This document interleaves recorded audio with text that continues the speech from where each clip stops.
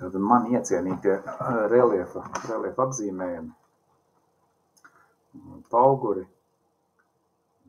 bedres, ieplakas un tā tālāk. Tātad ar bedrēm vairāk vai mazāk pa lielām viss ir ļoti skaidrs.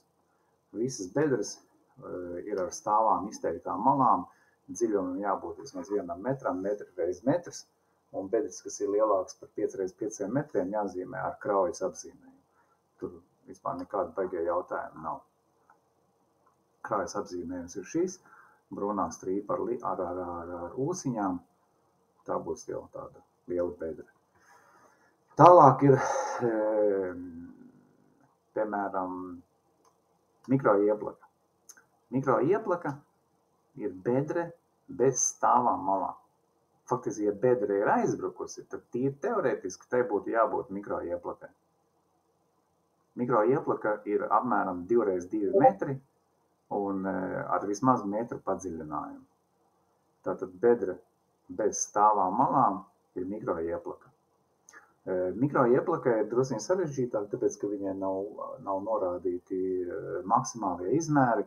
Tātad liekas, ka mikroieplaku var zīmēt jebkur, kur tikai reliefs drusku nosēžās, var visur likt iekšā mikroieplaku. Bet īstenībā tā nav, tāpēc, ka mikroieplakas maksimālo izmēru mēs varam izsecināt no augstuma līknēm. Un augstuma līknes mums rāda to, ka ar augstuma līkni mazākais, ko var attēlot ar augstumu līkni, ir 10 reiz 15 metri, rupja runājot, 10 reiz 15 metri. Ja precīzi, tad 10,5 reiz 16,5 metri, tas ir laukums, kuru var apzīmēt ar augstumu līkni. Un šai vietai ir jānosēžās vismaz par 1 metru.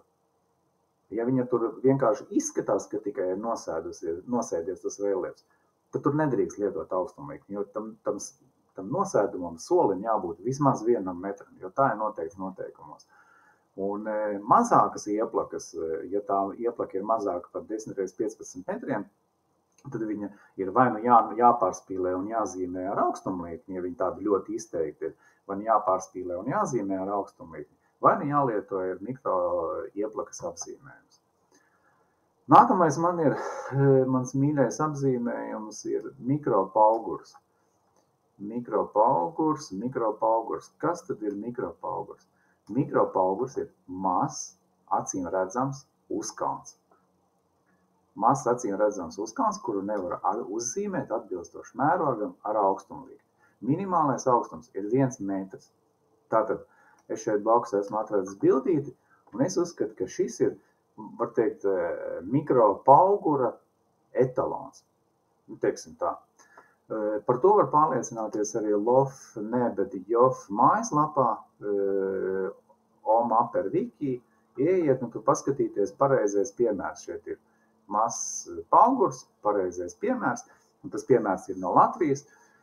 Un kur viņš ir, maziņš pauguriņš, es uzskatu, ka šis arī ir, var teikt, mikropaugura etalons, atsevišķi stāvošs, viņš uzreiz ir atšķirams no apkārtējās vides, ne ar ko nevar sajaukt, vispār nekāds šaubas nerādās. Tāpat šajā bildē man blakus ir 1, 2, 3, 4 mikropauguriņi, tur vienkārši nekāda šauba nevar būt, ka tie ir mikropauguri.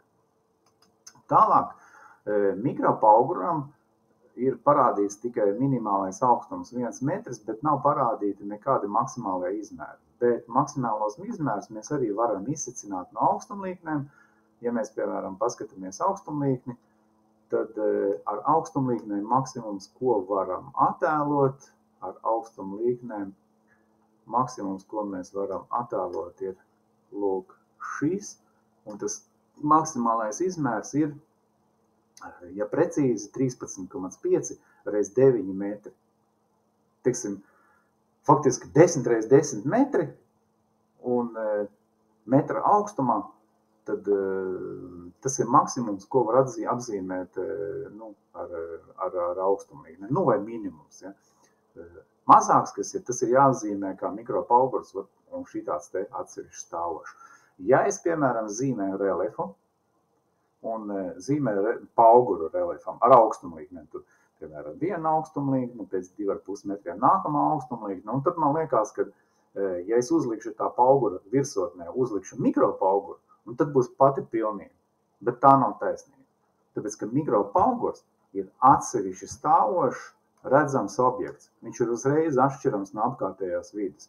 Un šis, piemēram, bildītē ir etalons, es uzskatu mikropauguram, arī šis, un par to var pārliecināties arī šeit, Jofa mājaslapā.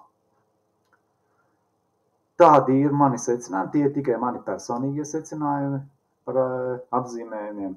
Protams, jūs lasat specifikāciju, konsultēties pie saviem draugiem, speciālistiem, paziņām, zinošiem, saprotošiem, federācijā un tā tālāk.